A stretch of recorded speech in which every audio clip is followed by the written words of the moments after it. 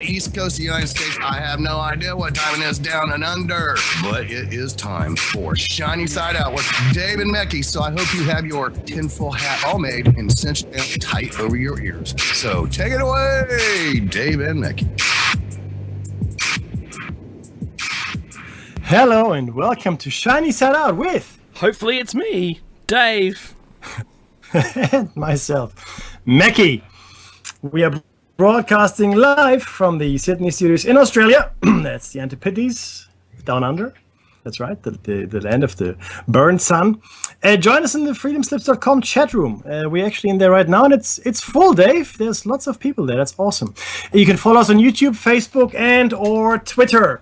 We don't have a Snapchat presence, if that's possible, but there are other media that are coming up, and we'll have a presence on there as well as soon as we can.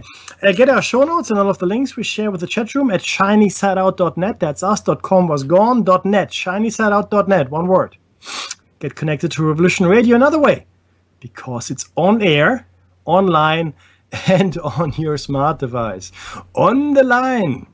It's on the line all the time. Get connected, right? If you live in Kentucky, tune in on FM, find WZZR 101.3. Hello, Thomas Mackey. How are you? Just a shout out to the chat room there. 101.3 WZZR. Use one of these apps to listen as well. There's tunein.com, Web Radio Central, Receiver mobile app, Freedom Slips mobile, of course, TalkStream Live. I'm hooked into that right now. Streamfinder.com, internetradio.com, Radio Tuner, Radio Ways, and radioline.co. See if you can do the R like I can do the R. And then, of course, there's our very own Shiny Side Out app. Okay, well, not app, Shiny Side Out app. Everything should be something, right? At home, you can listen on a Grace tabletop digital radio, if you have one. And driving around, you can listen in a General Motors vehicle via a receiver-enabled radio. Now, having said that before, and I'll say it again, as this is taking off, this technology, the digital transmissions, there will be lots of vehicles with digital radios, and you can listen to us on that all the time. It's awesome. In fact, Dave had a coffee recently at his work, and the barista who came around in a truck played our show on the air. It was probably a YouTube or repeat or whatever. It wasn't live, I can tell you that. Dave was at work. But that's awesome. Thank you very much, sir, for playing our show and playing freedomslips.com radio. Much, much appreciated. So that's a shout out to you, Dave. We'll mention your business in a second, because I think that's awesome. Now, these are all revolutions in radio. Of course they are. All right. The old days, you had a crystal receiver set. I built one of those. So did I. When I was young. And my grandfather gave me a vacuum tube radio. I still have it. It still works. It's actually better than any of the radios I have, right? You built one as well, right, Dave? I sure did. And I got a funny story with that, but keep going. Keep rolling. Cool. Excellent. I'm rolling, baby. Okay, so yeah, like I said, I've got a little Blaupunkt, I think it is. It's Blaupunkt radio, vacuum tube tuning, and it's now probably, I want to say 70, maybe 80 years old. So yeah, it still works like a charm. Now, freedomslips.com is not only a radio station. It is a radio station, but it's so much more. In fact, it's emblematic of the future we are rapidly approaching, in fact, living in. It's a central hub for all of your information. The links are at the bottom of the homepage. Couldn't be easier. Really couldn't be. It's a great setup. Easy to navigate site. You can buy a CD of your favorite shows. 2014 season, I think 2015 probably soon as well, if not already. That's $34.95 for the US, if it's in the US, right? US dollars. Or $39.95 if it's outside the US. That's including postage and handling, I'd imagine. Or you can donate. And let me say something about that quickly. We are a listener-funded radio station. And by we, I mean freedomslips.com, all the hosts, from Nighthawk down, don't get paid for any of this. I think there's just enough money in the kitty every month to keep the servers running, which is brilliant. This month is a bit slow, I think, but I'm sure we're going to get there. But yeah, essentially, it's you guys out there in Listenerland. You're the ones that keep us broadcasting, because electricity ain't free yet. It's probably free for some, not free for us, not quite. And then other things cost money as well, links and data and all these wonderful things. Plus, hardware. Sometimes you got to repair. You got to put new things into the servers, like memory and things like that. Anywho, so this is your chance to participate in the information revolution. We're living in a connected age, but no longer are we just consumers. For the longest time we were, and for the longest time all the media did, and by media I mean television, radio, newspapers, all those things. All they did was have, create an audience. That was the product they had. They created an audience, and then they, stream ads and try to sell you stuff, and all those wonderful things, product placements, blah blah blah. You still get it. Okay, you are the product, guys. You, as listenership, you're the product. Now, not so here. We have no corporate sponsorship. We're not any ad that you will hear is related to the station. Or things that we do, we're not trying to sell any soft drinks or, crisps or God knows what. So none of that. So you are part of that revolution. Enable yourself. Become enfranchised, right? Not disenfranchised, but enfranchised. Be part of the information avalanche, as it is known by me now. I just coined that phrase. You were here. It's a serious term. Serious and severe. Severious. Now, it is really important that you understand that your money makes the station tick. If the listenership wasn't supporting us, then we wouldn't exist. Okay, enough about that. The number to call in, if you are in the United States of America, United States, I don't know how much longer they're going to be united, is 347-688-2902. 347-688-2902. Or you can also dial in via Skype, listen in via Skype, and that's simply by adding Freedom Screen. Freedom Screen. I hope my accent is not screwing it up for you guys. One word, freedom and then screen. Now, Solaris, I'm sure, had a great show. I didn't listen to it because I just got back from Kiama. In case you're wondering, that's 2 hours south of Sydney. 2 hours south of Sydney, Kiama. Beautiful spot. If you ever get to go there, you should. And try the pies and the fish and chips and just enjoy the beach. It was really great. Unfortunately, today we had an invasion of blue bottles. Blue bottles are a type of jellyfish that sting, and it burns like acid. It's not good. The goggles, they do nothing. And I picked up a few because my kids were on the beach walking around. You know what I'm talking about, right? So there was. But yesterday there weren't any. It was pretty cool. And like I said, though, it's unusual to see blue bottles that far south. But nonetheless, there they were. Now let's get back to Solaris.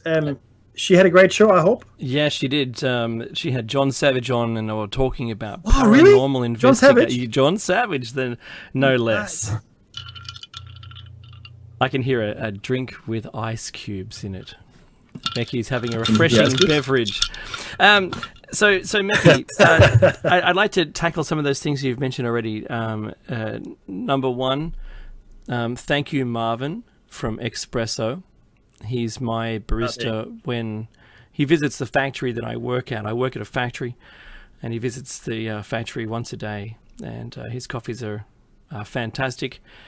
And thank you very much. And I, to my surprise, when I went to get my coffee, and he knows what you want. You don't have to do anything. That's a good barista. He knows what you want, and we usually have a quick chat while he's making it. And tremendous fellow. And I couldn't believe it. He had a screen there playing our archive, and he kept it there for his morning rounds. Good on him. And he was thinking of helping us even further, Meckie, and having like an actual LCD screen, like a big screen, playing it with speakers and everything. So, anything, any kind of help that we can get from anyone, thank you very much. That's awesome. Spreading the word is also really good, and we appreciate that a lot. And thank you once again, Marvin from Espresso Coffee, where you always get a good coffee. There's a jingle for you. So the next thing, Kiama is a lovely place, isn't it, Meckie? It is. I've been there many a time. I've spent a summer down there as well. When I was going to school, just after we left school, we had our own cars and we drove down there. It was a tremendous thing. We camped. There's a nice camping ground there right near it, and there's two different things. I mean, you've got like a back beach. Sorry, you have Freudian slip. because you don't want to go, if you're surfing, you don't want to go to the back beach because there's no surf there. You want to go to the front beach. The beach is good. And there's also a couple of things. There's a little fishing village there and the blowhole where there's a natural cavity in the rock where if the swell is at a particular direction coming from the southeast and it enters through the wave goes through into the blowhole, then it spurts up into the air like a geyser, but it's a tidal wave action geyser. It's very, very cool. I'm not condoning this, but I have swum in it, in the blowhole, which is apparently extremely dangerous, and I don't recommend anyone else do it. So do not do that. It's bad. Meki, how has your week been this week? I've been crazy busy with work, which is sad but true, and it was just I didn't even know what weather was, what the weather was like. And you make your plan for your day, and then the day comes around, and then all of a sudden something shifts, and everything you had planned for that particular day is gone completely and utterly destroyed by whatever catastrophe has just visited your place of work. And I had a few things to sort out, a few issues, but other than that, it's all well. Family's well. I hope the same goes with you, my friend.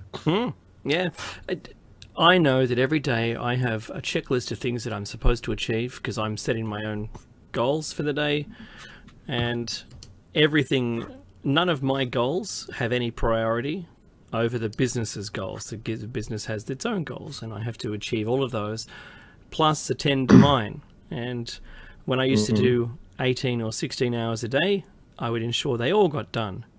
But now, live and work smarter, and that's you do all of the high priority work, you sub out the low priority work or some of the high, and you block your time out, block out your calendar so that you can achieve some of the things you need to do. Don't struggle. Work shouldn't be a struggle. I know it's never easy, but do the best you can. Make sure you're swimming, not drowning, and that's good mental health right there. That's right. Yeah, because if you have to continue to thrash around and just to keep your head above water, then you're either not doing the job correctly, there are too many expectations on you, and you're not up managing those, and you're not spreading the workload. Because if you stare around your office and there's people not doing anything, you need to get them working. All right.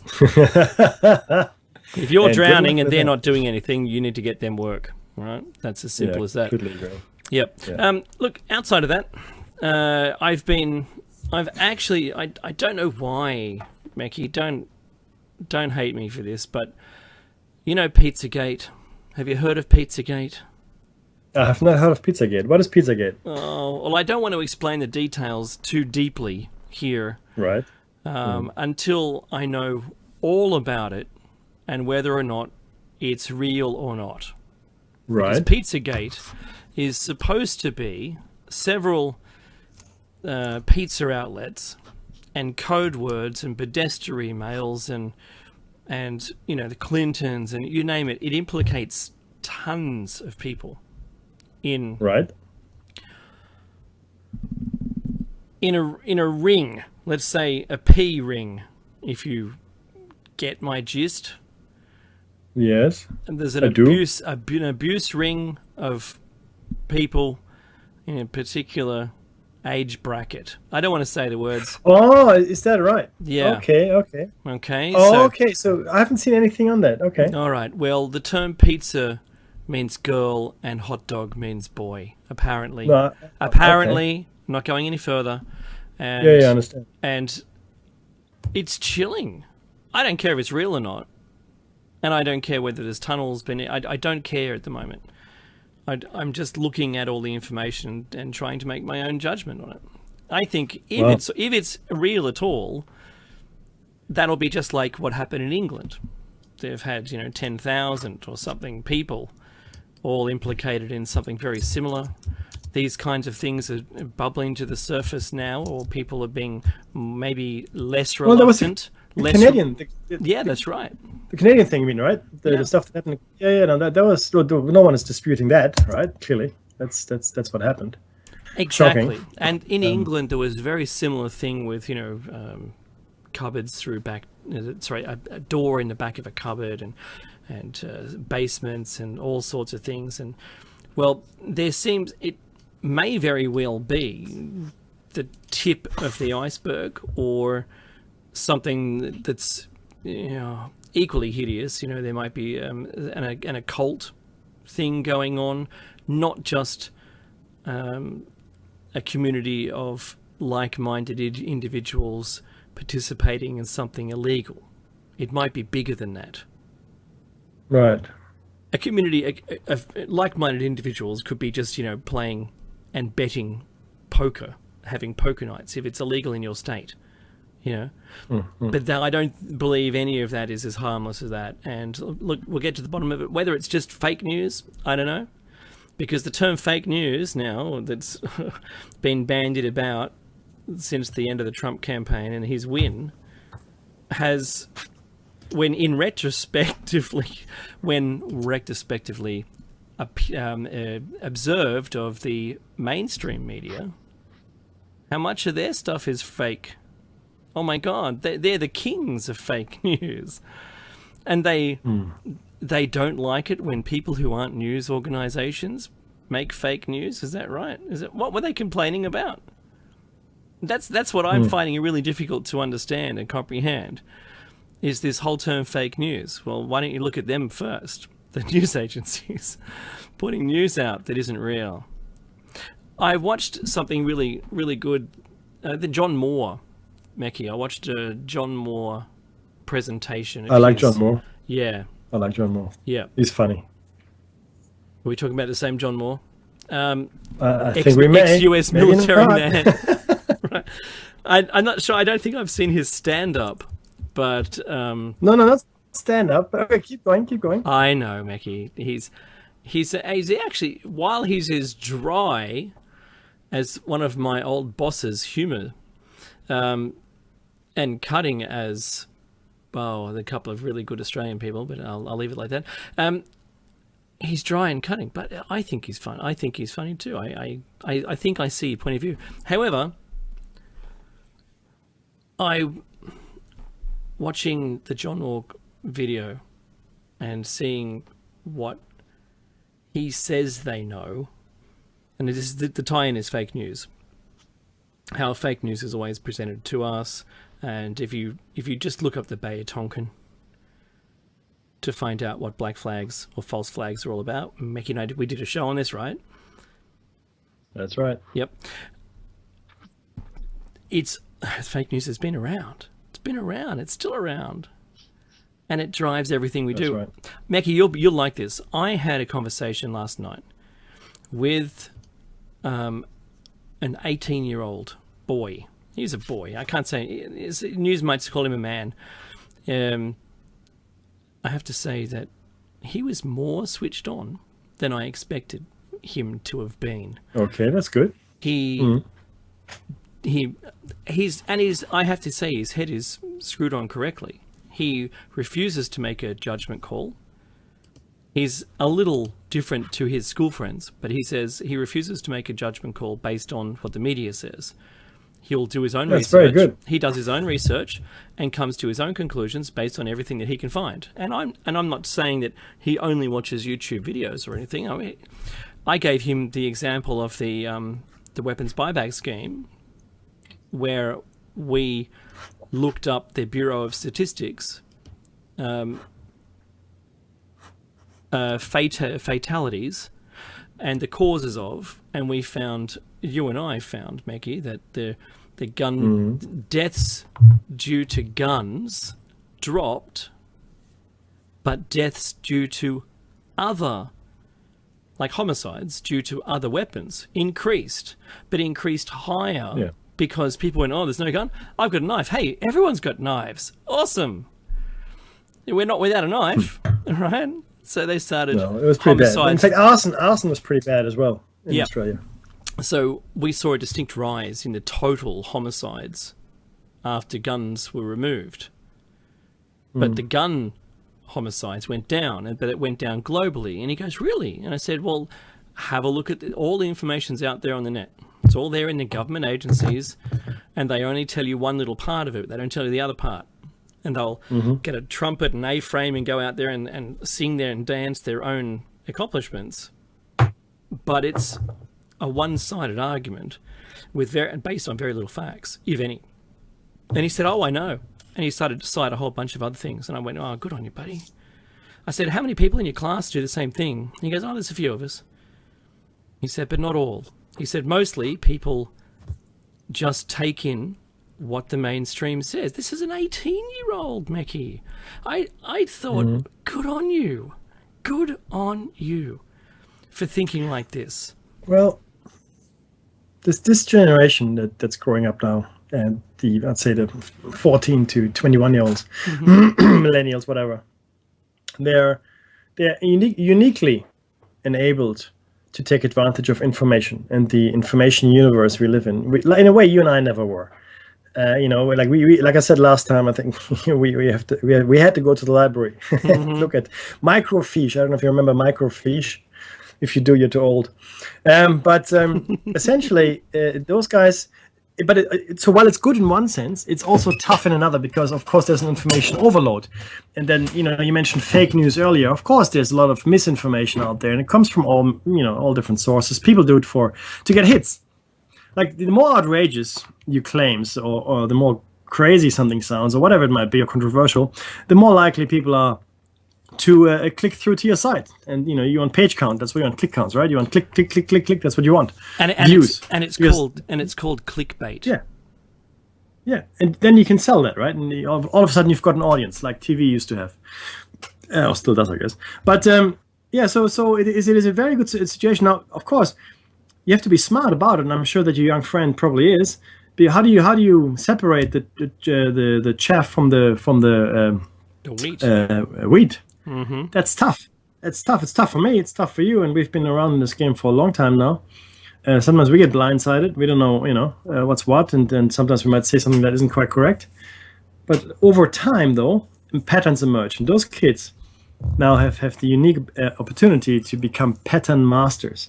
Right? If you get into it while you're young, and you can see the patterns, you understand the patterns, you will spot the red herring, you will spot the fake bits. Mm-hmm. Yeah, because there will be other things linked to it, and there will be reasons why certain things are presented in a certain way.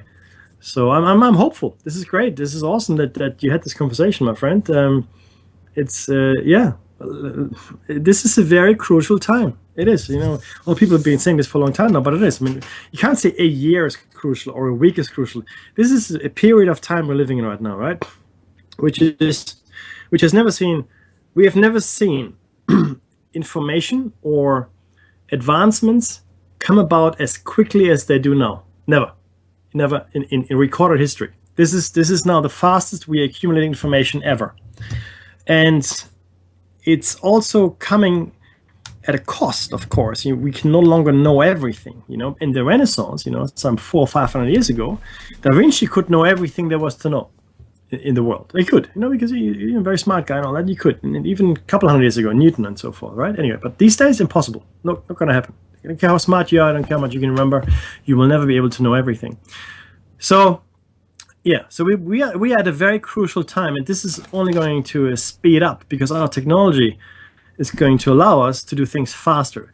Do you remember when we talked about the genome, Dave, like 20, 30 years ago, and how long it would take to, decode the genome and do this and that? Mm-hmm.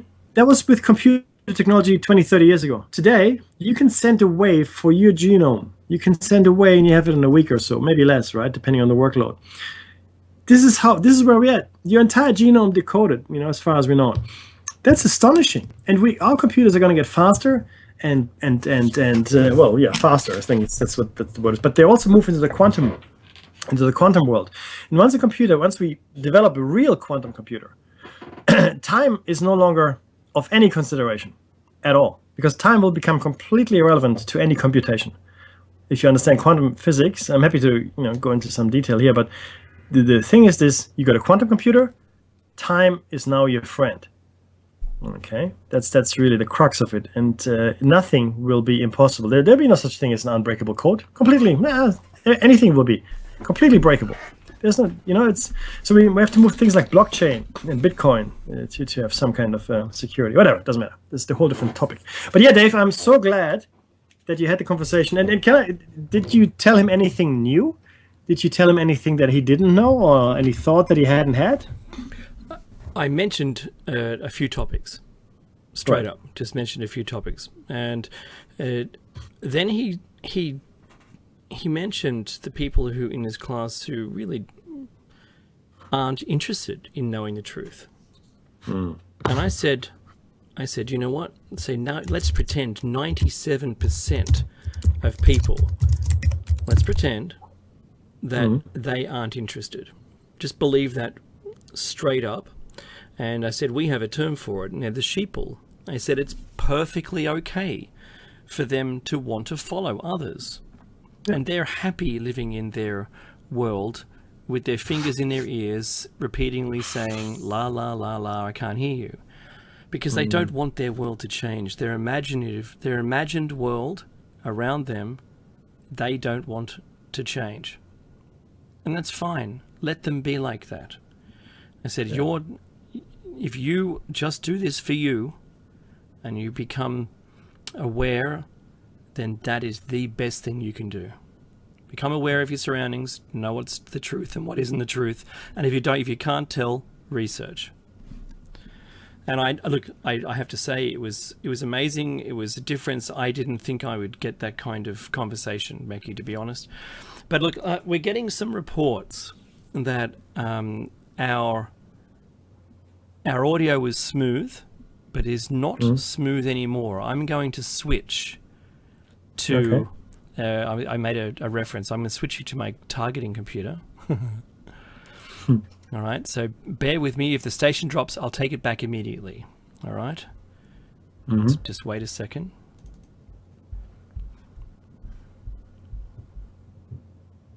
And 5, 4, may drop, 3, 2, 1. Yeah. All right. So the traffic should now start to leave via the other connection. So 1 second. Like I said, if it drops, it'll come back straight away. Okay, ready?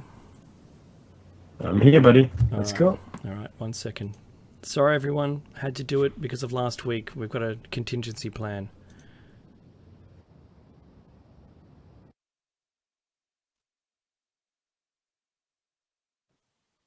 Okay, 5, 4, 3, 2, 1.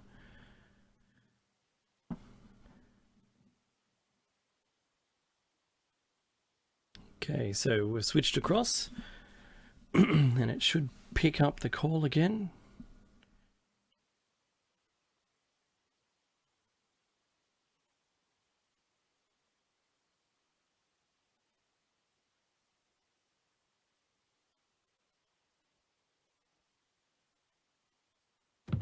All right, I've got the call back again.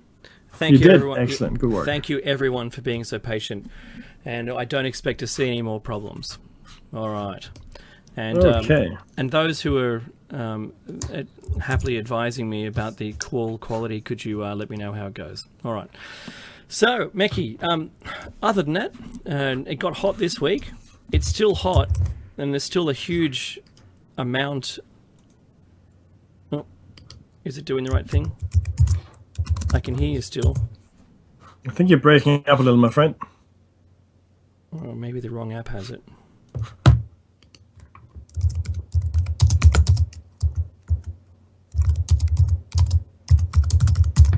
Okay, I'm furiously typing away. I was in the chat room as Noodles before, now I'm back as Mekki, so that's all goodness.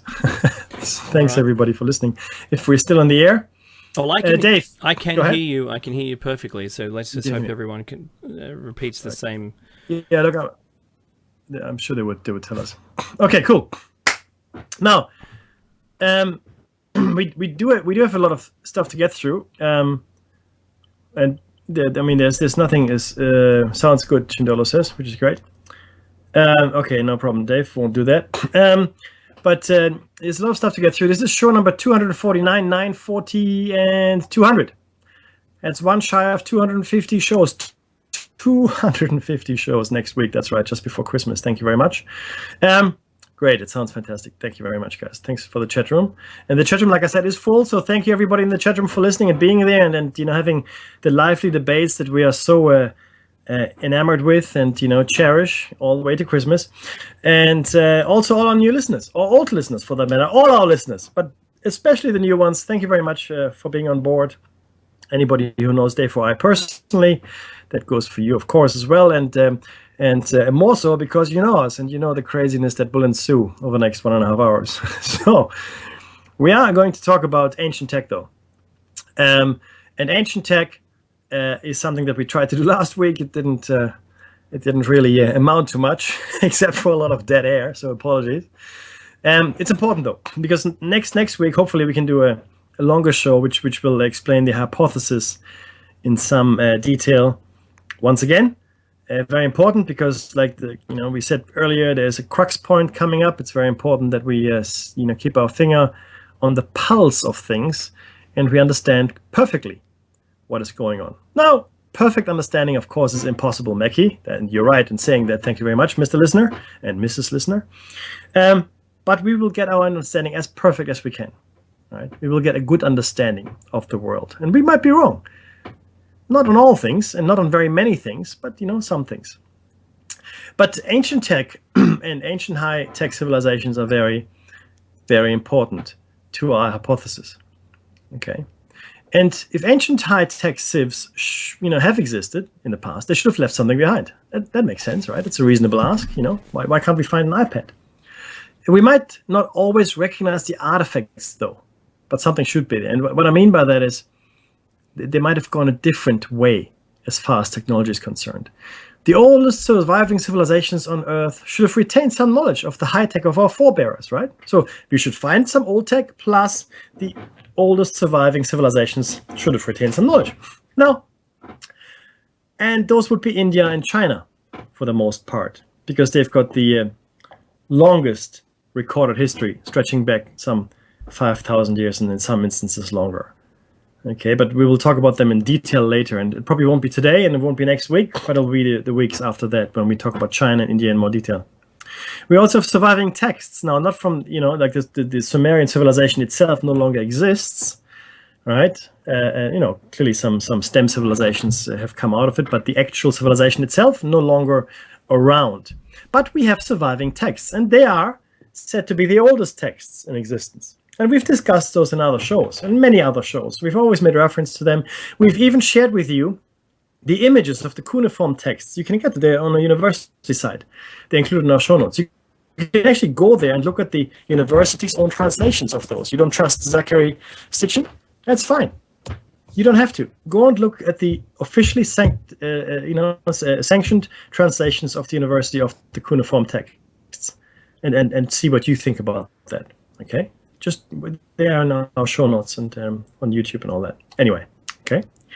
And there are some very anomalous textual descriptions. There's some very anomalous things going on there. Very strange. Very, very strange things. And again, make up your own mind.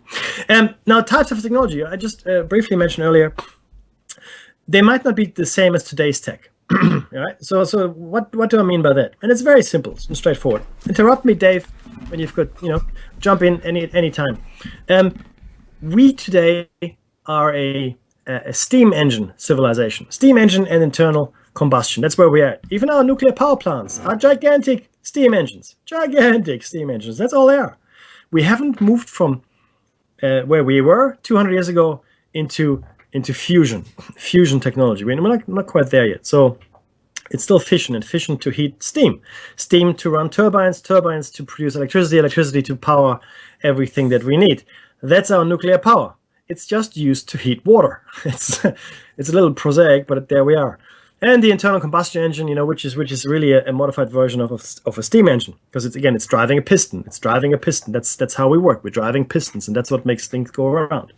We're moving away from that somewhat, getting to nanotechnology, different things, different materials, your smart materials and all that wonderful stuff. But largely our civilization is still that, steam and internal combustion. So we're digging stuff up, coal, and oil, we pump it up, and that's all good. What if civilization had gone a different way, though? What if they had done it differently? What if they had found different sources of power? Those ley lines everybody talks about, those electromagnetic forces that we really haven't mastered, don't even fully understand. We certainly don't understand gravity. We know what it is, and it hurts us when we fall down, but we don't really know what it is, and we certainly don't know why there's so little of it in comparison to the other forces. Anyway, so that's where we're at. So, but what if some other civilizations had done things differently? We have texts describing other civilizations achieving flight. Vimanas, Indian texts, even in ancient Chinese texts, you're talking about everybody had these sky chariots. Yeah, texts talk about elixirs of immortality, which are individually tailored. Not a like a broad thing that everybody has, but individually tailored elixirs of immortality, things like that, and sound technology. And if you look at some of the feats that our forebears were capable of, it's really quite astonishing. You look at the walls in South America. I'm talking about these gigantic walls using gigantic stones. Now that in itself, okay, good big stones, Mackie, that's wonderful. That's okay, great. You can use pulleys and levers and all kinds of things. No, well, see, the thing is this. Take a step back, guys. These walls I'm talking about right now specifically, right? You've seen them. Everybody has seen them. They are stones that are massive, tons and tons they weigh, right? But that's not the amazing part. The amazing part is that they're multi-angled. One, I think, has 32 edges. 32 edges. And what's more, they all fit together perfectly without any mortar. You cannot insert a ruler or even a piece of paper into the cracks between the stones. You cannot. So no, okay, so they did it. That it was done, nobody disputes. The question is why? Why would you do that? Why? Just take a little normal block or even a big block and put it on top of another block, but all the blocks are uniform. See, and that's where the thinking is divergent to ours. They did things differently. Now, could we do it? With difficulty. I doubt it. But it would take a lot of planning, and without computers, very hard. Now that we have computers, it would be easier for us to actually design the stones and how they fit together in puzzles. But it has to all be done, pre-cut at the quarry and then delivered on site and put together. We do that. It would be all. It would be all CNC machines or computer. Yeah. Computer-driven machines that would be cutting these pieces to the millimeter. Exactly. That's exactly, and we do this today. I mean, you look at how bridges are built, or or roads even, or overpasses. They come disassembled and they're assembled on site. It's like big puzzle, like Lego almost, right? And then that's how we do it. But they're all the same because it's easier. It's easier. So you must ask yourself, why would anybody choose to? They weren't forced to, right? As far as we know, why would anyone choose to make it difficult and have a 32-angled stone which weighs tons and tons and tons? And then fit it with other stones around it. And these walls, now, they're very sturdy. They've been around for a long time. Okay, now, how long exactly? I don't think anybody is sure. Because our dating systems don't really work too well on rocks. Okay, they don't really work too well on rocks. You need organic material to get something more accurate, like carbon dating and all these ones. We've discussed dating and the shortcomings. That's a whole different show cycle. Do yourself a favor, look at it. And this is what I'm proud of, Dave. Our shows aim to educate as well as illuminate. And we do try to give information rather than just blah, right? That's really what we're about. Mm-hmm. But the question is, why would you do that? So that's different thinking already. But so they did it. That means they could do it, and they did do it. So therefore, either they were showing off, right? Or that's just how they did it. That's just how they did things. And to them, there was no big thing. Yeah, that's how we do it. And why? Well, because that's how we like it, and we can, because we are so advanced that we don't even think about how difficult it is. For you, it is difficult. For us, no, nothing. We can do it. It's just like chewing gum, smoking a cigarette. Okay, so that's one. Now there's other examples. The Baalbek, the Temple of Jupiter in Baalbek, right? Baalbek is in Lebanon. You've heard about it. We've spoken about it. And we keep dragging it up as an example. Now, the Temple of Jupiter, nobody is disputing was built by the Romans. Nobody's disputing that. Yep, okay, built by the Romans, got it, understood. However, the platform on which the temple was built upon is very likely a lot older than the Temple of Jupiter. A lot older. And we've done shows on that, and please look at the evidence for yourselves. Now, my point here is, though, there are three blocks in there, and they are in excess of 1,000 tons each. 1,000 tons each. And they have found there's an unfinished one, and recently they found another unfinished one, even bigger. 12 or 1,300 tons, 1,200 tons, 1,200 tons, guys. We have to build special cranes today to lift that. Not only that, it would take an enormous amount of calculation and study of the rock before you could start work on it, because even the slightest imperfection or crack in the rock, and you lift the thing, it all goes to poop, because it would just collapse on its own weight, and you lift it wrong, it breaks, and you have to start from scratch. It's just too much effort to do that. Not only that, it looks like a tools down event, because like I said, there are 2 unfinished ones. 3 were used in the platform, so clearly that was taken there. And you think, oh well, 3 foundational stones, that makes sense, you put them at the bottom, but they didn't put them at the bottom, they put them in the middle. So they're smaller blocks, still, hefty, sizable blocks of stone, I think, for a couple of stories. And then the next story, the 3rd story or so, they put these 3 1,000-ton stone blocks. Again, you have to ask yourself, why? Why would you do that? There are easier ways. There's so many easier ways of addressing this, whatever the problem was. But maybe they had to do it that way. Right? And clearly, because they did it, they could. And maybe it's just not a thing. It's easy. It's like chewing gum, like I said earlier, with the guys in South America. We could do it. It's not.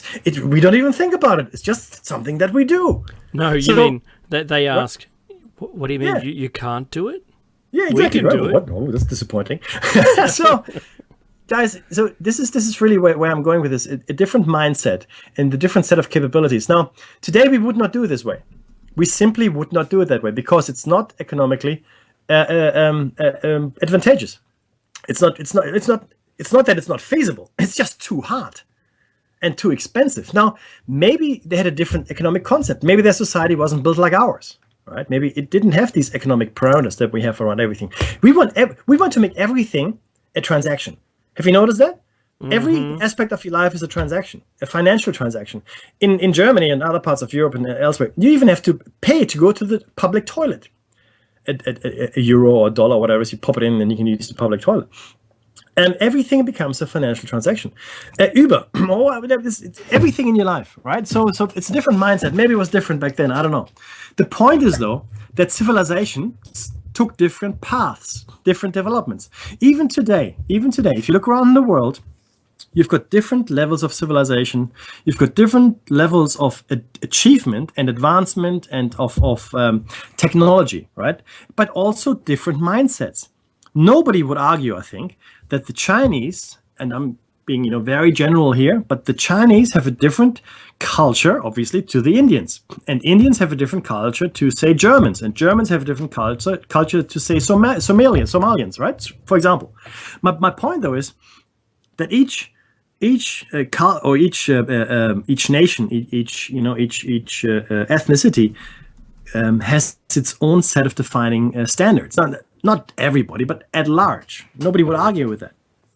And now take this further back in time, right? We are, as an overall civilization, we are commercially driven. That's almost across all our little aspects here. It doesn't matter what ethnicity is, what your national status is, doesn't matter. Maybe 10, 15,000 years ago, it wasn't like that. Maybe it wasn't, and maybe life wasn't a transaction. Maybe life was a collection of endeavors to increase knowledge. I don't know, whatever. The point is, we cannot assume that people have always acted and thought the same way, because even today, people don't act and think the same way. Okay? And I contend that in the prehistory, 10, 15, 20, 30,000 years ago, the human experience was much richer, meaning there were more of us from a species point of view. We know Denisovian, Neanderthal, we know Cro-Magnon, we know Florensis. Florensis, and plus another one that's been frolicking around the South Pacific. So at least 4 or 5 Homo sapien types that were around. And we could all interbreed. So we're not that different. We are more closely related, obviously, than to chimpanzees or whatever, right? So we could all interbreed. So now, you got that mindset, I hope. You understand where we're going with this. Second, Dave, this is the timeline for the development of high tech, the timeline. We are, as a species, as a species, we're thought to be 200,000 years old. That's what we think. Don't let me get. I'm going to talk about the fossil record in a second. In fact, I'll let Dave talk about the fossil record because I'm getting a sore throat. But the thing is this: 200,000 years. Okay, so as we stand today, looking around, what everything we've accomplished has taken, and I'm being generous here, 10,000 years. We really only have records, really only going back 6,000 years. But you know what? Let's say 10,000 years, end of the last ice age. 15,000 years, for argument's sake. Make it 15,000 years. Sure, why not? Now, if we have been around for 200,000 years in our present form, right? Not knuckle-dragging troglodytes. No, like we are today. So you took a person from 200,000 years ago and put him into New York, in a suit, shave him, or her. Well, not her maybe, but shave him, put her in a dress, whatever, and with high heels. You will not be able to tell the difference physically. You will not. They might be healthier than we are today, but you will not be able to tell the difference between us today and them then. Right? No difference physically. Okay, so 200,000 years, 15,000 years per civilization. So at least 8 times we could have developed this. Yeah, at least 8, 9. Hey, if it's 10,000 years, it could have been 20 times.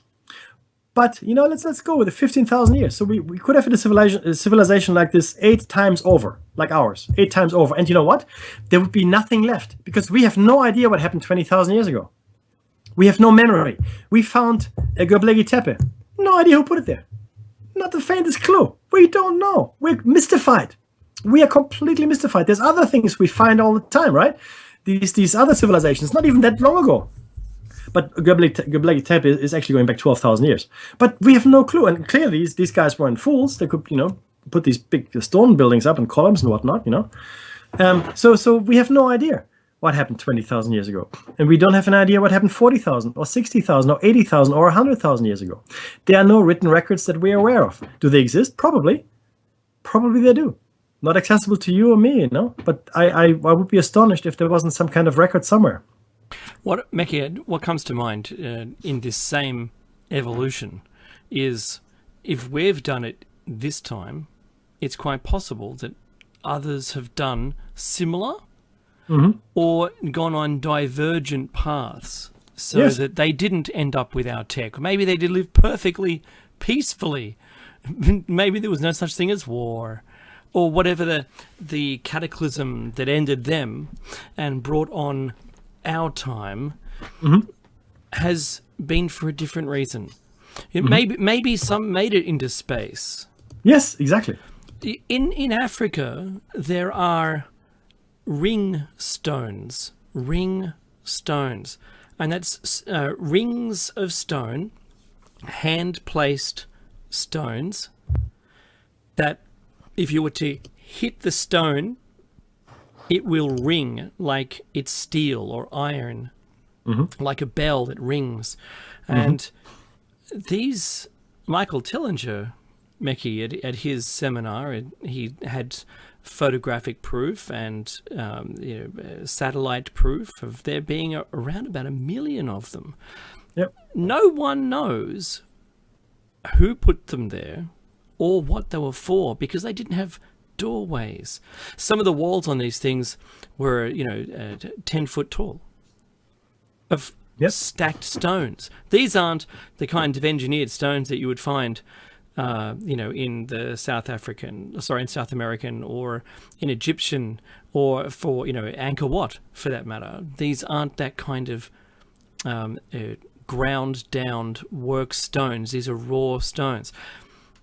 But they have a property, and the property is that they sing when you hit them. They ring, and they're all tonal. And that's what they're actually called. In Africa, they're called ringstones because they can't find any place that these stones exist in nature other than in the ring formations. Isn't that unusual? So whoever put them there had collected them from wherever they come from, and they're the only ones?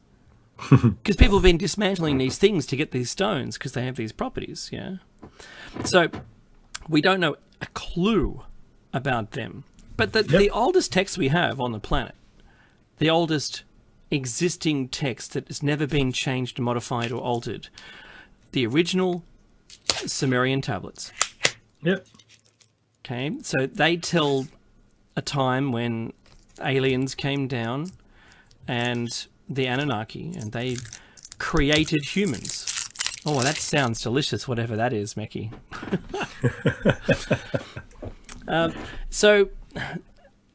And that's what they talk about. They talk about that. Mm-hmm. Now you have to consider this for a second, yeah? If they're talking about that, why hasn't any of us listened? In India, they talk like all the flood myths. That's a pre-disaster, the Tools Down event Meki and I both believe in. It might not have been that time. It might not have been the 12,000 years ago. It might have been an earlier evolution where the Tools Down event occurred. We're only presuming there was one. Oh, sorry, history is only presuming there one. We're saying that if it's been at least 100,000 years of no change, or even up to 2, and you could have had 8 different civilizations hit our pinnacle right now, or go into space. Further, yeah, exactly. Or go into space, be spacefaring. Then it would make sense when you read the Mahabharata, and that they had flying machines which were made of metal, and they had super weapons, the Wunderweapon, Meki. Wunderwaffen, yes, they did. And in fact, since you went there, this is in fact what the Nazis went looking for. Excuse me. You know those Indiana Jones movies you're so fond of? Maybe not, but essentially, yes, there is of course a lot of fiction within it, but the Nazis truly did go ahead and mount a whole bunch of expeditions into the Himalayas, into the Middle East, into other parts of the world to find these legendary civilizations, Shambhala, Shangri-La, Hyperborea, things like Atlantis, even down into Antarctica. And then we've spoken about Operation High Jump ad nauseum. You can look at your own research, or do your own research, look at our research, look at the shows. But the point here is that these ancient civilizations were taken seriously enough by some to be looked for.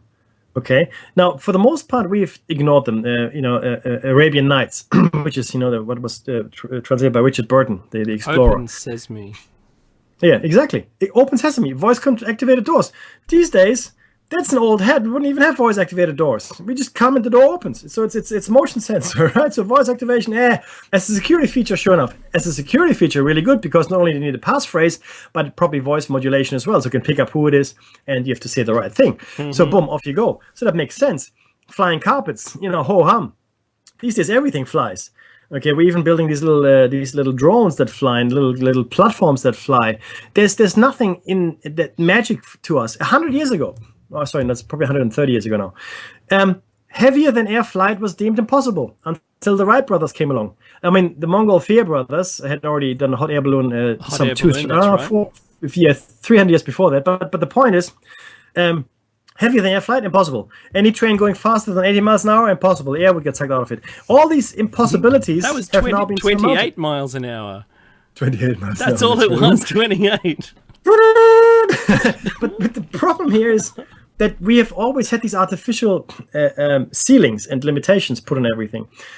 And we didn't understand the texts for what they were. We read the Mahabharata and we thought, it's a collection of fairy tales. They were describing weapons which destroyed entire peoples. We'll get to that, by the way. It's part of some of the quotes we have for you. They're describing almost nuclear type warfare, right? They're describing flying machines. Not only that, though, these machines can also go underwater. They can fly, but they can also go underwater. The Chinese ancient legends talk about the flying machines as well. Super powerful weapons, yes. There's talk about these massive battles that happened in the sky between the gods and the Titans. The Titans being the ancestors of the gods, right? And not just in Greek mythology, Norse mythology has that as well. Those that came before, right? And there's always this conflict, this theme of conflict, but this theme of technology. And with modern eyes, if we look at it, there's no magic. There's technology, right? Like Arthur C. Clarke said it. Any sufficiently advanced technology will seem like magic. Anything that's sufficiently advanced. In fact, today, go out in the street. I dare you. Go out and ask people how a telephone works. No, go ahead. See what they say. See if they can explain to you how your internal combustion engine works. Chances are they can't. Okay, and yet we are happy to live in a world that's run by computers, even though we haven't got the faintest idea what really happens. Well, some of us do, obviously. Otherwise we couldn't build them. But the point is that in ancient times, I'm not saying everybody was like super high tech. Obviously not, but there was certainly an elite of technicians, engineers, whatever they're called back then, right? That built these things, right? That now we look at, and you go, oh yeah, flying machine, that's nothing amazing. That is, It's only amazing because it's 10, 15, 20,000 years old. That's why it's amazing, because we don't allow for those people to have had those skills. We don't allow for those people to have had the knowledge to do what we do today, and maybe even better, because we cannot. We are actively, this is the educational system here, guys. We're being actively encouraged not to think like that. I remember my history classes very well. This was back in grammar school, year 5 and 6. It was at a gradient. It was a gradient. It started somewhere, right? Like, primitively, and then every subsequent year, we got better and better and better and better. And we just, right now we're at the top. We're at the pinnacle. That's right here. And from here, it can only get better. Now, that's, of course, not true. If we just look at our civilization, any civilization really, look at how many have gone, how many have been destroyed and have gone through cycles. We had the Dark Ages. And Dave has got something very interesting we're going to share with you in a second. We had the Dark Ages, which meant that Europe for after the fall of the Roman Empire, the fall of the Roman Empire, the self-inflicted fall of the Roman Empire, Europe, Western Europe specifically, fell into what is called the Dark Age. Knowledge being preserved in the East, China, Arabia, and the General East. That's where the knowledge was preserved. And then after the fall of Constantinople in 1476, I think 1476. That's right. I think 1476. That's right. With the Ottoman Turks conquering Constantinople, and all those scholars that had been there in residence and had links with the East, the Arab nations and the Asian and Far Eastern Asian nations, they went into Europe. And that's what happened. That's our Renaissance, when all this knowledge disseminated into Europe with the fall of Constantinople. Okay, that's what happened. The Black Plague didn't really do us any favors either, right? And it is this knowledge explosion in the Renaissance that really stimulated the growth of Europe and propelled it into a superpower, and that conquered then, went on to conquer and subdue the rest of the world. I mean, if the Chinese had been smart back then, maybe they would have colonized Europe, but clearly that wasn't in their mind. And don't go away. Show number 249. We're going to talk about ancient tech, guys. It's going to be awesome. Donate if you can. Come back after the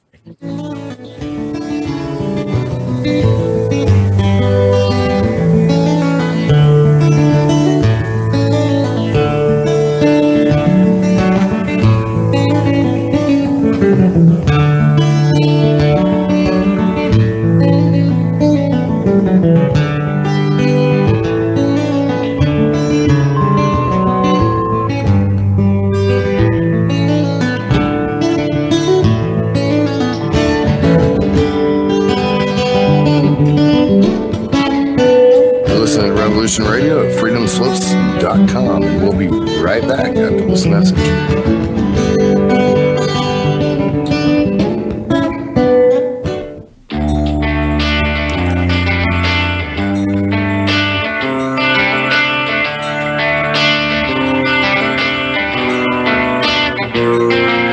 This is Thomas, a.k.a. a Mad Painter. I'd like you to join me Monday nights, 10 p.m. Eastern Standard Time for Open Canvas. Don't forget to bring an open mind. Yes, folks, that's right. Bring an open mind to an open canvas. Again, that is Monday nights, 10 p.m. Eastern. UFOs to government corruption. This is Revolution Radio, freedomslips.com. You don't need to expect us. We're already here.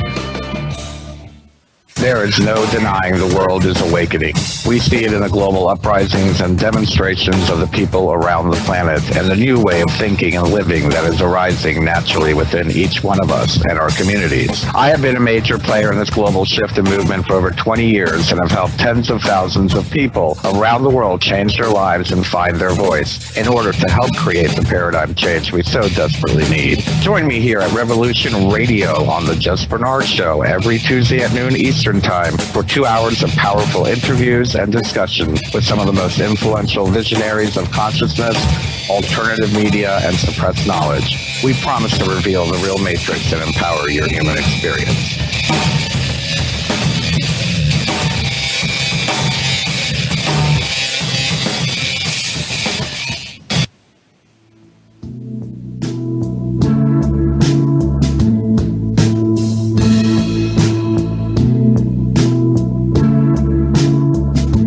your data safe? Do you have the necessary information to assist you in confidently living through just about any survival situation?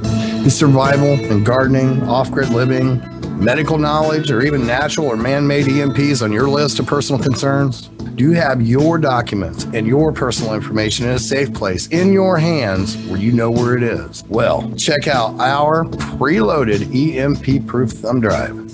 Over 3 gigs of survival documents and how-tos, plus the USDA offline food preservation website, and much, much more, including a surprise bonus we just can't tell you about here. With plenty of room left over to store your most important documents. Imagine if a megavirus or a computer failure took out your bank, or all the banks for that matter. Are your banking records safe in your hands? So when they get things fixed and repaired, you can say, hey, look, this is what I had. You have it. I want it back. Is your personal data safe? Family records, addresses, phone numbers? Well, squeeze on over to freedomslips.com. Yes, that's www.freedomslips.com. Click the banner on the homepage for the EMP-proof bullet drive to get the full scoop of everything that we offer. So, folks, keep your data safe for your peace of mind. Revolution Radio, freedomslips.com. You don't need to expect us. We're already here. Ladies and gentlemen, can I please have your attention? I've just been handed an urgent news story, and I need all of you to stop what you're doing and listen. On the go? Still want to listen? Don't have one of those fancy phones with too many buttons. Don't know what an app is? Or you don't even care? Well, we got you here at Revolution Radio. Now you can dial in 24/7 to listen to our shows. We have a number for Studio A and Studio B, and best of all, it's free. Don't forget, carrier charges for your cell phone provider may apply though, so check with your cell provider to make sure. So ready? Here you go. Get a pen. Here's the number.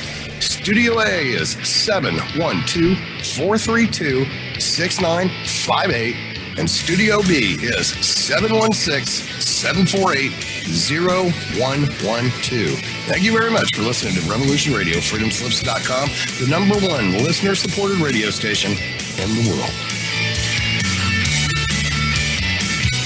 The opinions expressed on this radio station, its programs, and its website by the hosts, guests, and call-in listeners or chatters are solely the opinions of the original source who expressed them. They do not necessarily represent the opinions of Revolution Radio and freedomslips.com, its staff, or affiliates. You're listening to Revolution Radio, freedomslips.com, 100% listener-supported radio, and now we return you to your host.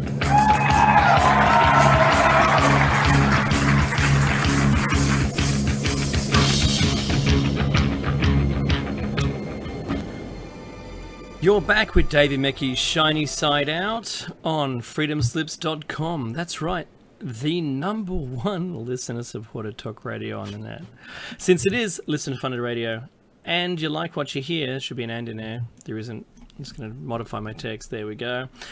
Please go to freedomslips.com and push the donate button. It's on the site's wall page. It's on the left if you're in the chat room, and we do recommend that. You can talk to us while we're on air. I mean, Mickey and I are both in the chat room right now, and like Mickey said before, there are tons of people in there. Good on you, everyone. And thanks Thomas Mackey and Thunderbird for giving us some audio advice a bit earlier on, and also my friends in the ether, thank you. I'm going to tell you that we need to donate.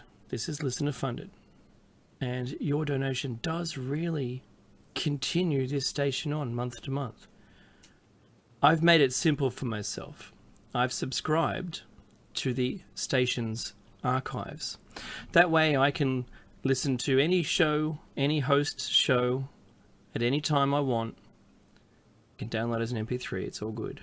And it's only $5 a month. I mean, honest, if you're not doing it, I think you need to be.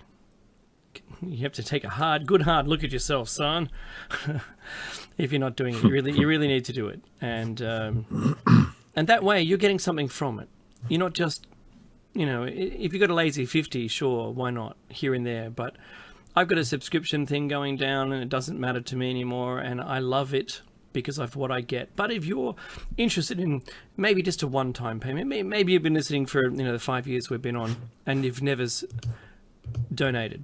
Make a donation, but ensure, if you can, that you follow the instructions while you're donating, because you can get something in return. Seed pack. Oh, Mackie, that typing is great, isn't it? I'll have to. Can you hear it? No, completely, every single time. So we'll have to see if we can. You'll have to adhere to the instructions when you're donating, so that you can receive your gift. And if you're inside the US or not inside the US, please make your choices carefully, in case you have customs issues with importation of seeds or something like that. Okay, we can't do that here, but we could do the EMP proof thumb drive and things like that. So take your time and do subscribe. And I'd like to say hello to all of our new listeners that we have on board. Everyone who has subscribed to our YouTube channel. Apologies for last week's show also, because the audio was so terrible we pretty much abandoned it. We had made several attempts to make it better. I've got a workaround going now. I did try all week, Mackie, all week I tried, and I thought I'd fixed it. I thought I'd nailed it. I've spoken to many people, and one of my friends overseas I've spoken with for at least 16 hours during the week, and we thought we got it. By the last set of 4 hours, it was working flawlessly, and then it went bad. It went bad again during the show today. So look, apologies. I'm on 4G now, and if you were trying to give us a DOS attack, good luck getting my IP address now. It's DHCP, and it's behind a firewall as well. So good luck with that one. Look, we're halfway through show number. I'm going to put the title screen up because the title screen does not match the show number, the actual official show number. We're repeating show 248 because that was last week. This week it is 249, the official show number of the 4th of December. Okay, so just letting you know if you've got a bit mixed up because of the titles, don't worry about it. We're redoing it. And we're actually talking about today, we're talking about ancient tech. Now, it initially came from show number 5, but you know what?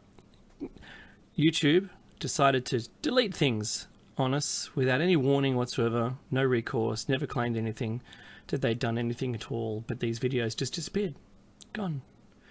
So now I'm keeping a copy of every single one, and we can always repost if we have to. But what this has done has given us an opportunity to be able to revisit some of these shows, because we have more information and we're certainly more knowledgeable than we were at show number 5. And well, today's show is nothing less. And just before the break, we've been talking about the 100,000 years of, and it's a conservative view, that humans have been humans.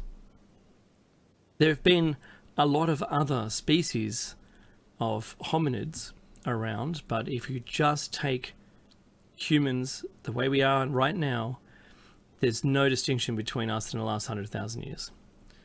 Except some would argue, Mackie, we're a bit taller, but we're still a bit shorter and a bit taller here and there. Don't worry about it.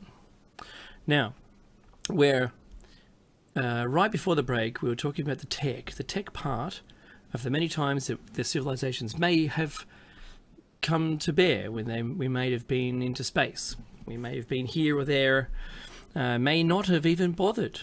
You might have just looked at the stars and gone, isn't that awesome up there, whatever.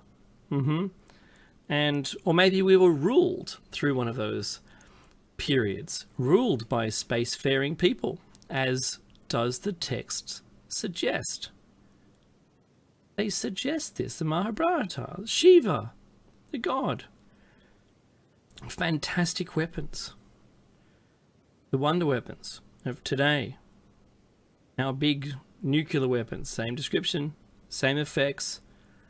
They were used on people then, and we've been to the not Mackie and I, but scientists have been to the location that was suspected to be the location of the use of those weapons, and found radiation, found radioactive sands, sand turned to glass, as it would do and has done in our testing in this time around.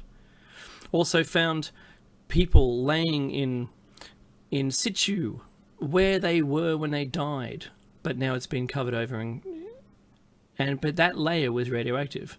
The stories of the soldiers walking down to the river and washing their hands and their fingernails and hair coming out. That reeks, doesn't it, of radiation poisoning. The brightness, the description of the weapon, the brightness of 1,000 suns.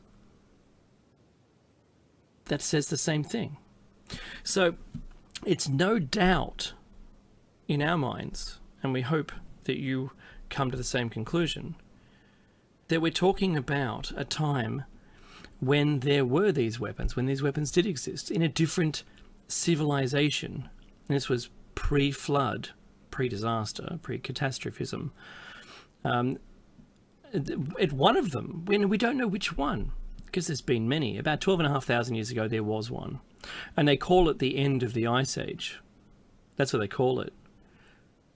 But it was a lot more than that, apparently. So there was a Tools Down event. This event seems to have been around about 12,500 years ago. We know mammoths existed in in the Arctic regions with buttercups in their mouth. It's one of Mecky's greatest quotes. I love that one. We know that there was grasses growing at the top of a fertile Andes ranges. In the Andes, where it's a desert now, such a high altitude. We know Lake Titicaca actually had, that's up in Bolivia, where, what's the town? Pumapunku, isn't it, Mecky, at one end?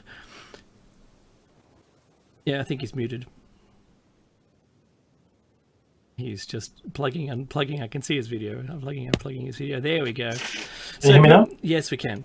So, so He's speaking, but I wasn't sure if you heard. No. So Pumapunku is at the end of Lake Titicaca. There's also another city buried in beneath. Oh, I like the muting though when you were typing.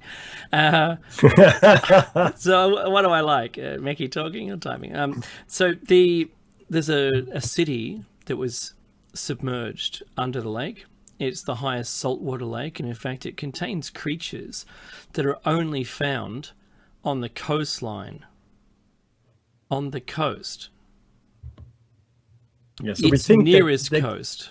Yeah, we actually think that this was a salt wall, like an ocean port at some point. Now it's lifted several thousand meters into the air. And I don't know if you've seen the actual site. If you haven't, do yourself a favor and have a look at it. It is the most secluded thing you can possibly imagine to go to ever. It is so high that a woman that was born on or near sea level cannot give birth. Yeah, so that's how high it is. So why? Yeah, the question that we asked earlier is, Dave, why? I mean, okay, you can do it, so there you are, that's good. But then the question must become why? Why build there? Why build like that? What happened? And maybe it wasn't built there. Maybe it just lifted itself up, or it was uplifted by some cataclysmic, catastrophe. Same with Pumapunku. Pumapunku, arguably, is one of the most exciting sites. The sheer, accuracy of the blocks and using metal clamps to hold them together. Maybe even having them poured in situ, right? Having the hot metal poured into the clamp depressions to hold the rocks together in situ. Now it looks like they were picked up and thrown about by a giant. That's like one of the poetic descriptions that I read somewhere describing Pumapunku. It looks like a giant had whirled about the blocks and deposited them where they are. It is now a complete ruin. And solidly built again. It's being pieced together. It's being pieced together by people attempting to discover the wonder of the building.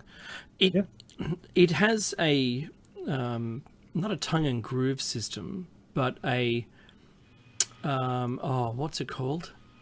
Dovetailed. It has dovetailed joints and angled such that these lightweight, or comparatively lightweight, H blocks that are made in the form of an H, which if you were to slide in a flat panel in the beginning at the front of the building, on the facade of it, after you've constructed the main wall, you'd be able to slide in a decorative piece in front of it to cover up the gaps that were revealed by the H shape. extraordinary. Like we don't do it. No one's done it, and it was the only place we could find it having been done.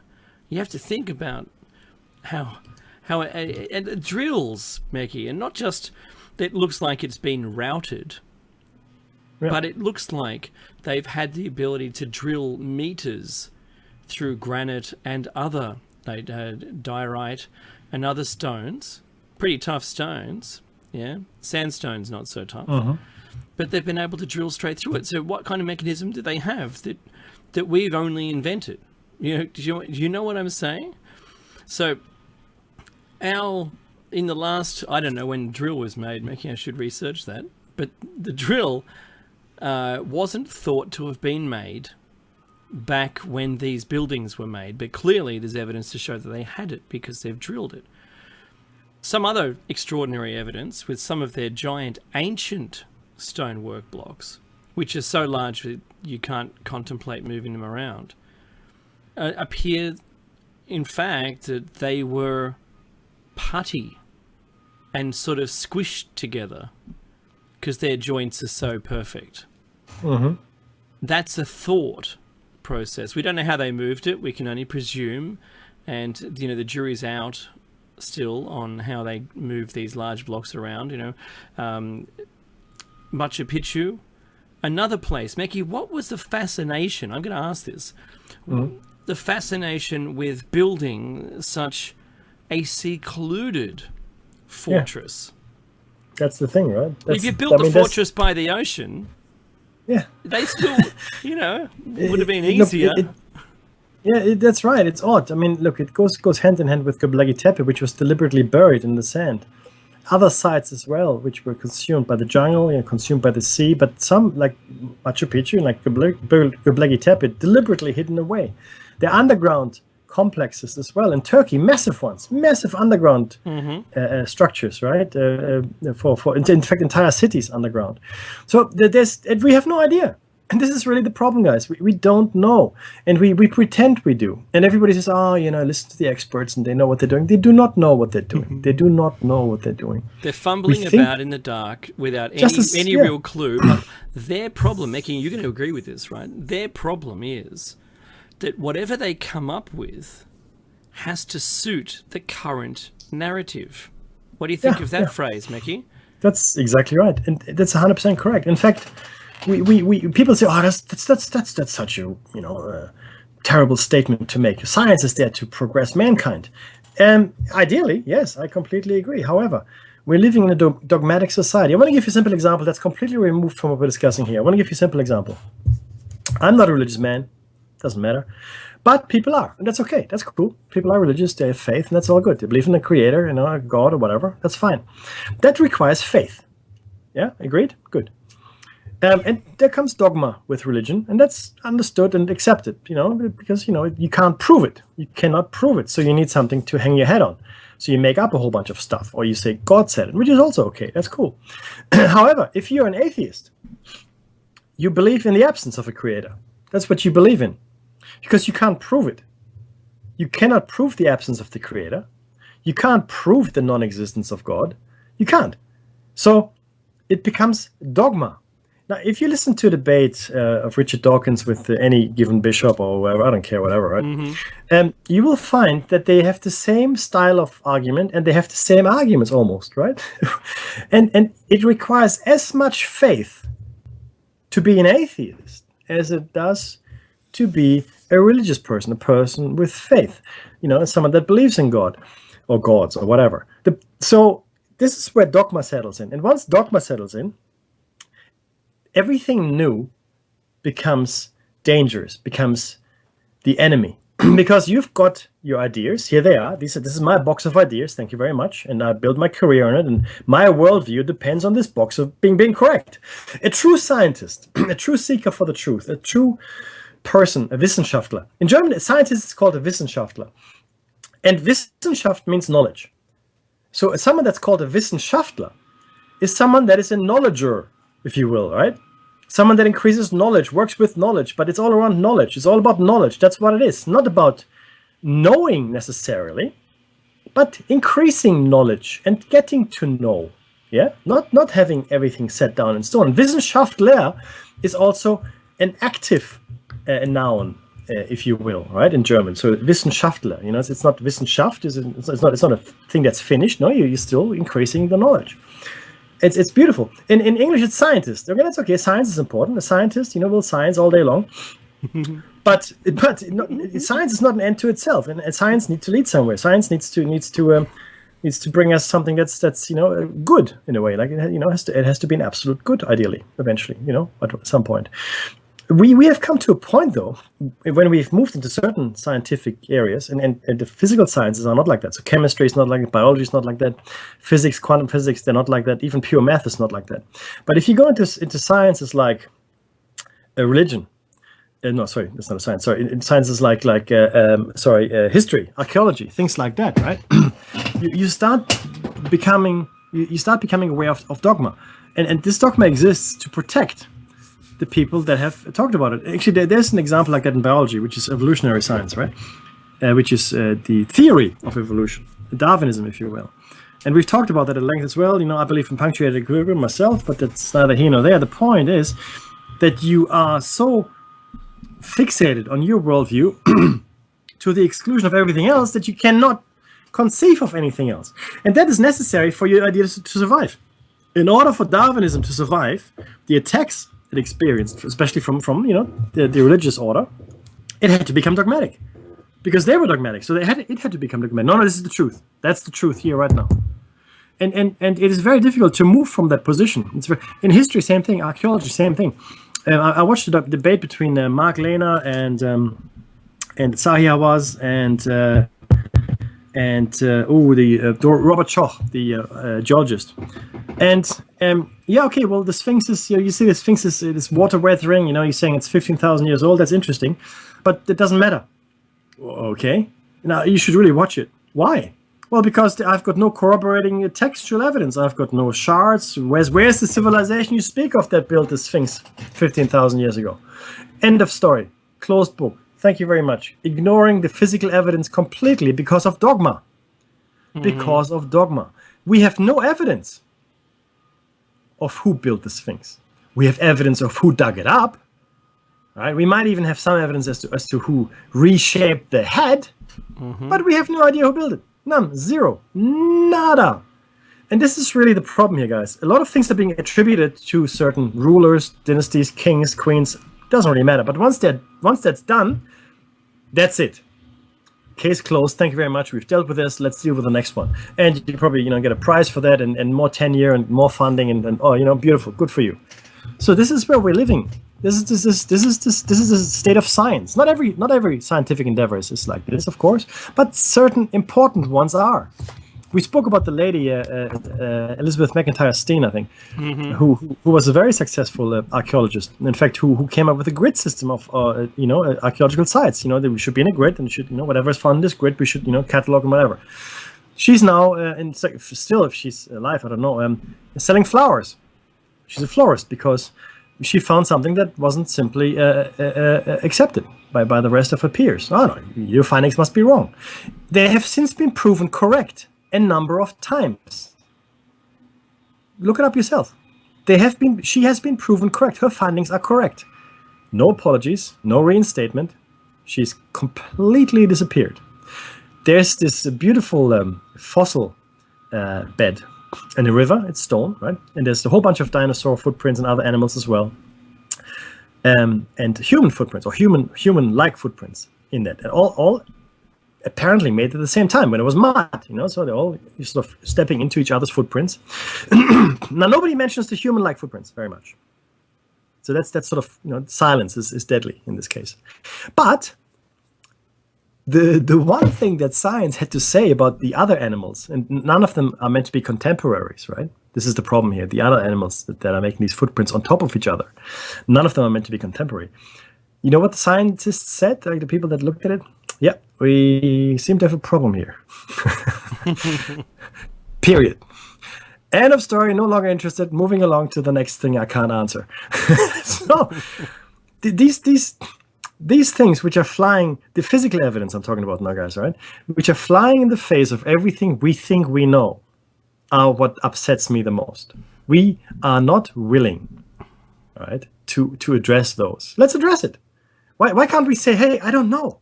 Or, you know what? I don't know if dinosaurs were contemporaries with human beings. You say that, and in any scientific forum, or even good luck with that. Go in the street and say that, they will declare you either to be insane, which is, okay, or a creationist, which is slightly worse than being insane to scientists, right? Or they will completely ignore you. If you're lucky, you'll be ignored. But see, you can't say certain things, even if there's physical evidence or seemingly physical evidence. Okay, let's discredit the physical evidence then. Let's prove it wrong. I'm okay with that. I really am. I really am okay with that. And talking about evidence, the fossil record and the the age of humanity, and we spoke about this last week, but it didn't come through at all. And I need to make this point. It's very, very important. Okay, Jump in, Dave. At any point you want to help out with it. All I wanted to do was say something. I wanted to give you two more examples. So, citing the examples from South America where there's a stone carving with humans, and it's a stone carving by a human of a dinosaur. Angkor Wat, on the relief, on the stone relief, under the eaves of the main building in Angkor Wat, in next to Thailand. What is it called again? Oh, Cambodia. Yeah, Cambodia. That's the country I love so much. There is a relief with a dinosaur on it. Yep, You have to ask yourself the truth. How did they know about dinosaurs and the shape of them? I think it was the one with the armor plates down the spine. A Stegosaurus. A Stegosaurus. The one that's pictured in there looks like a Stegosaurus. Now, a friend of mine went there, and but the pictures are all over the net. It's the same picture he showed me was the one. Now, they weren't modified. They're the original reliefs. So it's proof, nonetheless, that we were peers at one point. Maybe there was still pockets of them alive through all of the disasters, like we became, our ancestors, or possibly ancestors, survived these same cataclysms. So, Meki, back to your point again. So, so let's argue for a second here in favor of evolution. just bear with me. And I don't care if you believe or not. Just for to make a point. In evolutionary theory, an organism evolves if there are pressures on it. Okay, pressures, outside pressures, internal pressures, doesn't really matter, but a pressure is applied to the organism and it changes. And in evolutionary, in the pristine original evolutionary theory, the changes are blind. So there's mutations that work, mutations that don't work, and the ones that work, those are successful, and then those are the ones that have the chance to produce offspring. that's how it works essentially, right? But always two pressures, always two pressures. So it could be change in temperature, a change in climate. It could be meteorites falling on you, or food sources are changing, whatever. Or it could be more acid in the air. It doesn't really matter what it is. There's always a pressure. Okay, fair enough.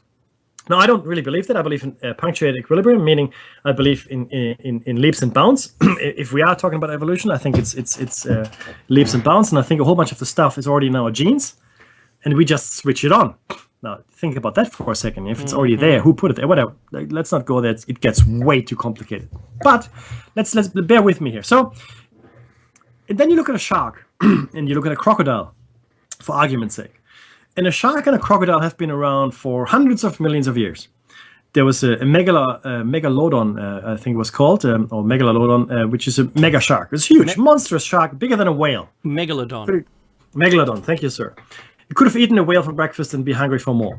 They were, seriously, massive, massive sharks. But it was a shark. It was a shark. And today's sharks are still sharks. And they look like sharks. And it looks exactly the same as a shark should look. Crocodile, same thing. Used to be really big crocodiles, and now they're a bit smaller. Well, having said that, if you run into a crocodile, especially saltwater up the top end in Australia, it doesn't seem that small. But they used to be bigger. Point being, they're still crocodiles.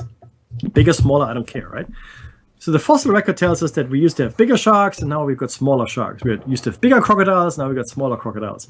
But the crocodile didn't turn into a butterfly or a cactus or mollusk. It didn't happen. It just didn't happen. So there's still a crocodile. And why? Because clearly the actual organisms, say if its size, is perfectly adapted for whatever it needs to do. A shark, I mean, can you make it better? I don't know, give it maybe a laser beam or something, right? I don't know. But a shark is pretty optimal. A crocodile, if you look at it and see what it does and how it does it, I mean, could you really improve it? I don't know, give it X-ray vision, I don't know, whatever. But, so they seem to be optimally evolved, if you want to make that argument. Why, then, do we have such a hard time to apply the same to us, Homo sapiens sapiens? Again, I'm not making the point that this specific Homo sapiens sapiens incarnation is the original Homo sapiens sapiens, or even original inhabitant of this planet. I'm not saying that. What I'm saying, though, is once you've achieved a certain form, physical form, it is, and that serves you well, right? That can adapt to change and pressures as it is. Why change? You wouldn't. It just wouldn't happen. You wouldn't evolve further unless there was a need, right? And no evolutionary biologist ever says that happens.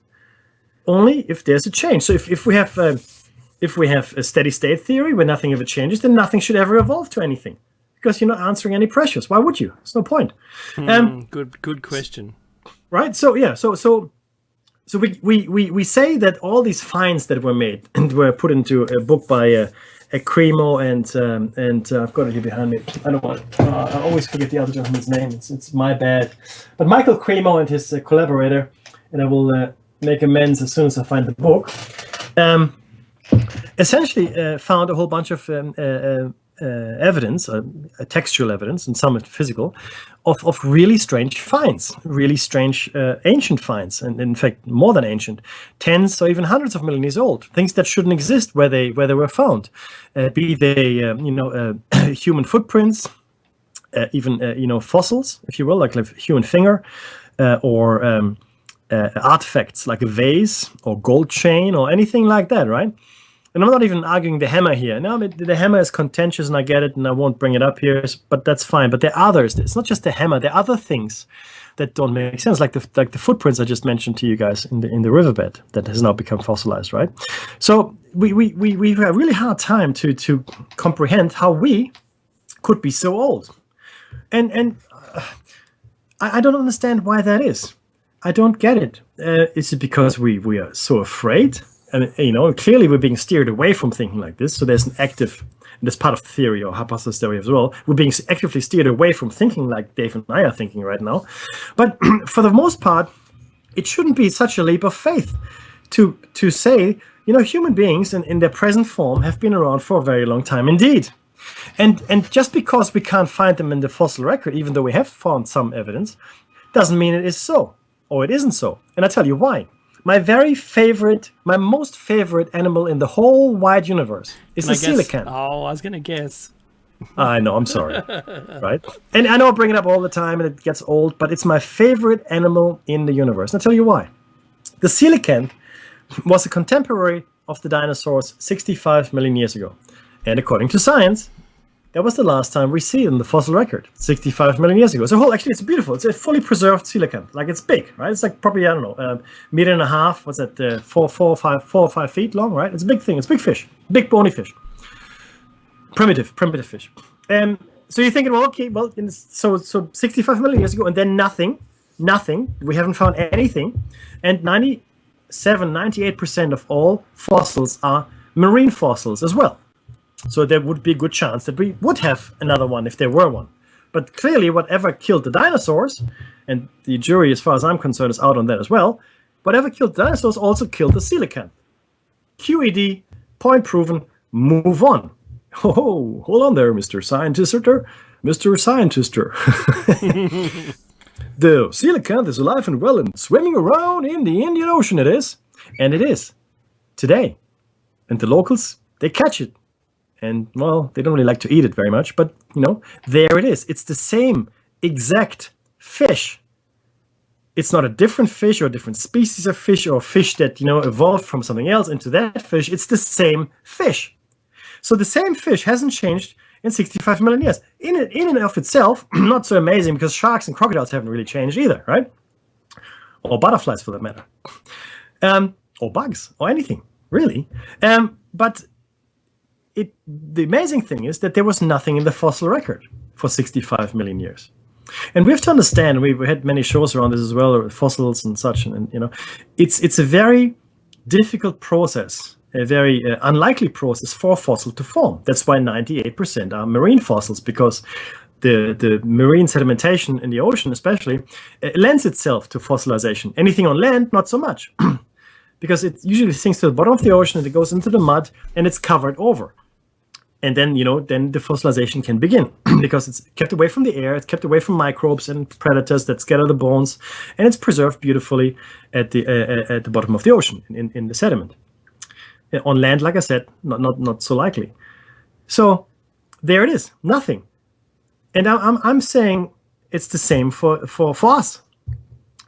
We do find these strange things, which are hundreds, in extreme cases, hundreds of millions of years old, in extreme cases, which we tend to ignore because it can't be so. It cannot be so. But why can it not? Because the Leakeys said it cannot be so. Because the Leakeys said 6 million years ago, or whatever the number is now, we came out of Africa, and now we also came out of Asia at the same time, maybe out of Australia, who knows? Okay, I'm not disputing that these hominids came out of Africa and Asia and Australia. What I am saying is they were contemporaries with us, like today. Mm-hmm. We are contemporaries with orangutans and gorillas and chimpanzees and bonobos. We are. They are contemporaries. Just like back then, it was the Homo africanensis, for example, or Homo habilis that were our contemporaries. Why not? Why not? Oh, because, clearly, because we have in our head this dogma of evolution. We cannot conceive of something that didn't come from something else, right? So, clearly, we came from that, and this is the missing link or somewhere, but clearly we can see. And then we make up these trees. With the best intention, and a lot of smarts is being applied to it. And then see there's a slight change in the finger bone here, and the tooth here is slightly different to that tooth, and the shape of the skull is different to that shape, and that means this came later or this came earlier, or whatever the case may be. But we now have established a tree of evolution as far as we are concerned, like our ancestors, right? And we cannot move from it. We cannot move from it because too many people now have a vested interest of that being correct. Okay? This must be correct. But maybe it isn't. Maybe it isn't. And people will say, Mackie, you're giving some really strange examples. Like these are like 1 in a million shots. Well, yeah, but they exist. The coelacanth is there. You can't argue it. The crocodile and the shark are there. You can't argue those either. Okay? So these are the things that are really, really bugging me, Dave. I know. Because there's no open mind. No, that's right. And I just want to let everyone know that the coelacanth was discovered alive and well in 1938. That's right. 1938 off South Africa. And it was unexpectedly found, and it was supposed to be long extinct, like Mekki says, that it's considered today as a living fossil. That term, Lazarus taxon.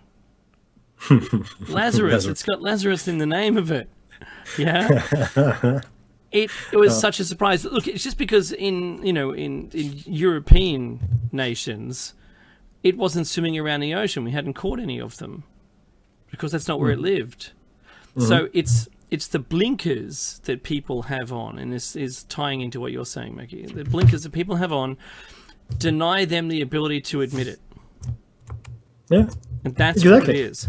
This fish isn't small. I mean, the coelacanth is 6 foot long. No, it's a big fish. It's a big red herring. That's true, exactly. And I have to quote from the website. This is listverse.com, and it says, although rarely captured and consumed due to their horrible taste, coelacanths are critically endangered nowadays. So we might actually, despite us thinking it was already extinct, may see it become extinct in our lifetime. That's something interesting to think of. Yeah, and I don't think we will. And I tell you, I think a whole bunch of other animals are not extinct either. They're just very good at not being found by us anymore. Yep. So Mekki, and I want to support the other thing you were talking about fossilization is a specialized process, like Mekki said. if it wasn't a specialized process that happened all the time, the forests would be filled knee deep in bones. You wouldn't be able to walk around without crunching on old bones. You wouldn't be able to go into them. But they're not, and they can't be, because the bacteria breaks everything down. The only way to do it is, like Mickey said, is to avoid it of oxygen. If it's captured in a cataclysm. See, fossils are usually created because of some catastrophe, where a low oxygenated, thick, heavy mud sloshes over the carcass, and predators can't get at it. No ants, and no wild predators can get at it. No hyenas, depending on the country. And so it sits there in its own little, clay coffin, and slowly the minerals of its body are replaced by the minerals from rock. Yeah? And that's how a fossil remains intact. Unfortunately, we don't come across them very often, and that's the reason for it. They're not created very often. Tsunamis, big one. That's a big one. You get heaps. The tar pits, La Brea tar pits in California, which I visited, that'll get heaps. There's not much oxygen in that, and they can just keep scooping up more and more bones of stuff out of those tar pits. That's right. So it's only those environments that do it, and unfortunately there weren't many. There's been lots, but there weren't many where we've been able to find them. You have to think about large animals too. Large animals. Elephants go to their own graveyard. They go to a graveyard. They go and die in a graveyard. Go to their own one. Yeah. We bury our dead 6 foot down. Don't know why. We burn the rest of them or dump them at sea. Some point in the future they'll find all these people lined up perfectly. Underground, lined up. The wood will have disappeared, only the bones will have remained, maybe some items, some artifacts. And they go, what an extraordinary thing. That they must have all laid down at the same time. Right? Because they'll only be a century or two apart, right? So they'll all have laid down side by side, equidistant from each other. Extraordinary, must have been a mass death or something. Yeah, clearly. Because in a million years' time, that 200 years is going to seem like the same second that they did it. And this is the big problem with fossils. And so all we've got to go on, and we're discovering more and more every day. And China has been the wealth of the newest fossil finds because of how many we're finding. So, look, it goes without saying that the dogma that exists in this process won't allow the injection of a new idea. I was picturing this thing, Mekki, when we're all these new discoveries, because the DNA, the DNA, human genome has been mapped, and they've recently discovered that most people have 5% Neanderthal, or Neanderthal, I should say, and that other species exist and have been detected in our DNA, in the native peoples of this area of the world. And then in Europe, they went, oh, wow, look at that, Neanderthal again. So at some point we've interbred. We have interbred, and the proof is there in the DNA. They actually gave us gonorrhea, believe it or not. They did. It's true. Heavy drinking on those fermented berries, and anything's possible. No, but look, to prove this, we the cohabitation. So we had also shared caves seasonally. It's thought seasonally. Not at the same time. Maybe we just partied together on the weekends. I don't know. But they said for a certain amount of time, one kind of food was eaten, and the other time of the year, a different food source was eaten. And from what they can determine, the teeth marks and everything on the bones, that the teeth marks only existed for about half the time, 50% of the time, and the other half of the time, the teeth marks didn't exist. So one of our ancestors was gnawing on the bones and preferred that kind of style of eating, and the others didn't. We don't know. We still don't know. And there's been short ones and tall ones, Mekki. You haven't mentioned the short ones. Exactly. So we've been a mix of hominids, but yet no one has yet to explain the 48 to 46 chromosome change.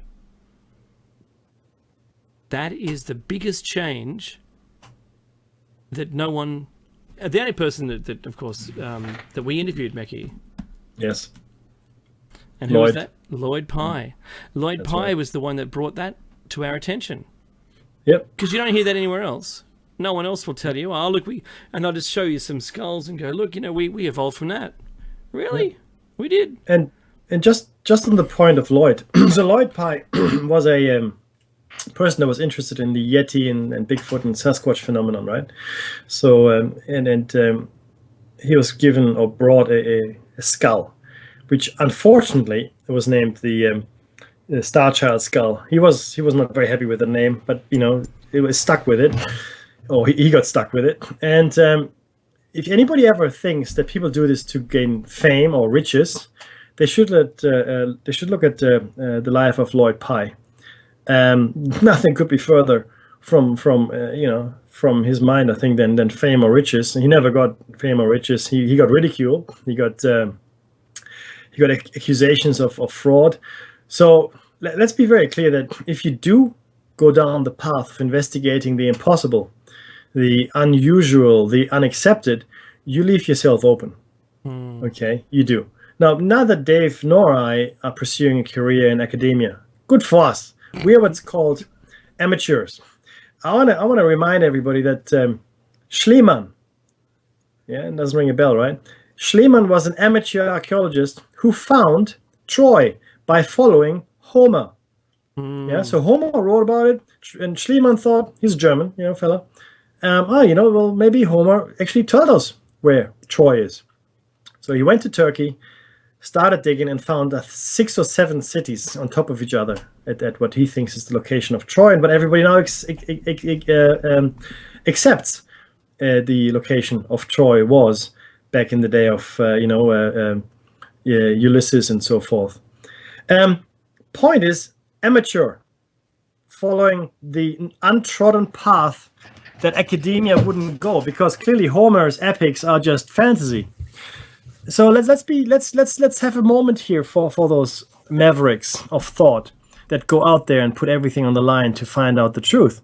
Not everybody can succeed. Not everybody does it for the right motives. I accept that, but they're not dogmatic, and their brains haven't been fried away, okay, by what is accepted and acceptable. And it's not even that there's an official body that governs this. Yes, I actually just bought the latest Nexus magazine, Andy. I haven't read it yet. But yeah, I saw there was an article on that, on the digital conscious virtual reality. Sorry, we're just talking to Andy48 in the chat room. So come in the chat room, guys. Come on. If you're on YouTube, come and try to listen live. But the point is that it is very difficult to investigate these things. Okay, it is very difficult to do this, and like I said, so there's no official body that governs any of this. I don't think. Maybe there is. This is mostly self-censorship. What is acceptable? What is acceptable? What can I talk about? What can't I talk about? Media has this self-censorship as well. People talk about it all the time. Oh no, this story is too far out. No, you can't. No, you're going to destroy your reputation. People are being warned, like McIntyre Steen was. Oh, no, you shouldn't say that. This is completely... she was off by 10, 15, 20,000 years. I don't know what the number is now. Oh, no, you can't talk about that. No, that's no good. Just withdraw your findings. I can't. These are my findings. It's the truth. And it was, and it is, and it remains the truth. That still is the truth, yeah. Mekki, I want to come back to that case for a second, right? Just after mentioning that, just before the break, I sent Mekki an image from the Hans Glasser woodcut from 1566 of the 1561 event over Nuremberg. Yeah, very interesting. Okay, so in Nuremberg, this is now kept in a Zurich Central Library. That's how important this is. It's not just a one-off, and it wasn't a photocopy, and it wasn't made up. But this is the news story, real quick, right? At sunrise on the 14th of April, 1561, the citizens of Nuremberg beheld a very frightful spectacle. The sky appeared to fill with cylindrical objects, of which red, black, orange, and blue-white discs and globes emerged, crossed, and tubes resembling cannon barrels also appeared, whereupon the objects promptly began to fight one another. observers could witness a battle taking place. This event depicted an infamous 16th century woodcut as depicted in one. Extraordinary. Is that not extraordinary? We didn't have flight. Can I give you an interpretation that Carl Jung gave to this? Go ahead. Because this is the official line. According to Jason Colavito, the woodcut broadsheet became known in modern culture after being published in Carl Jung's 1958 book Flying Saucers, a modern myth of things seen in the skies, blah, blah, blah. Now, Jung expressed the view that the spectacle was likely a natural phenomenon with religious and military interpretations overlaying it. Now, this is a quoting from Jung. If the UFOs were living organisms, one would think of a swarm of insects rising with the sun, not to fight one another, but to mate and celebrate the marriage flight. A military interpretation would view the tubes as cannons and the spheres as cannonballs, emphasizing the black spearhead at the bottom of the scene, and Glaser's own testimony that the globes fought vehemently until exhausted. A religious view would emphasize the crosses. Jung thinks the images of 4 globes coupled by lines suggested crossed marriage quaternities and forms the model for the primitive cross-cousin marriage. It could also be an individuation symbol. The association of sunrise suggests the revelation of the light. You could not write more and say less if you tried. Okay? Like, I'm sorry, but people. I look at but by the way, there are more pictures than just that one. There's another picture here from a different source, which shows just the globes in the sky, right, from 1566 as well. So it is something that happened, and they were fighting. This is the description. Now, this is what it says. This is what it says. In the morning of April 14, 1561, at daybreak, between 4 and 5 a.m., a dreadful apparition occurred on the sun.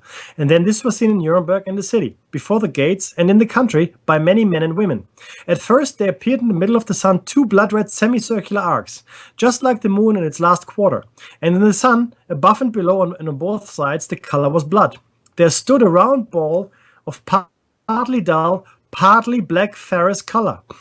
Likewise, there stood on both sides, and as a torus about the sun, such blood-red ones and other balls in large number, about 3 in a line and 4 in a square, also some alone. In between these globes, there were visible a few blood-red crosses, between which there were blood-red strips, becoming thicker to the rear and in the front malleable like the rods of reed grass, which were intermingled.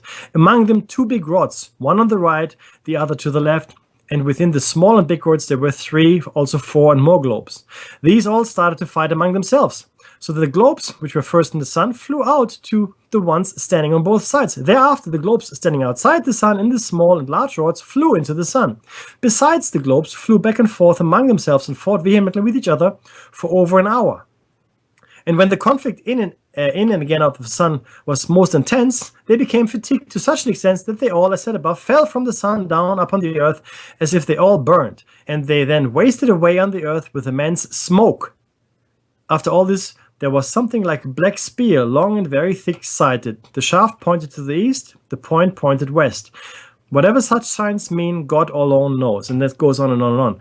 They talk about things falling to the earth, and in fact, even the woodcut shows something burning on the ground. That's right, yep. We're talking about a physical reality here that you cannot simply discuss away. They weren't mating insects. Yeah, that's right. I've never seen, Mekki, in your whole life, have you ever seen a mating insect swarm fall to the ground and spontaneously catch fire into plumes of smoke? Every second Thursday of October, yes. No. That was so cromulent. Perfectly cromulent. I know, right? Now, guys, I don't know what happened. I wasn't there. Clearly, something happened. And it wasn't seen by a person, but by the whole city and people in the countryside, outside the gates of the city. Back in those days, the cities were walled, right? Gates and such. It's a fact. Something happened. Again, this goes to my point of there's physical evidence of something. It was obviously important enough to be written down, obviously, traumatic enough to be written down. Don't tell me this is a music, dude. Okay, I won't tell you. Oh, man. Don't. Okay, next week, guys, show number 250. Please come around for a jubilee. Awesome. Thanks, everyone. Don't forget to donate. And if you're watching this on YouTube, comments below and come to freedomslips.com to listen to it live and jump in the chat room. Take care, everyone. Bye.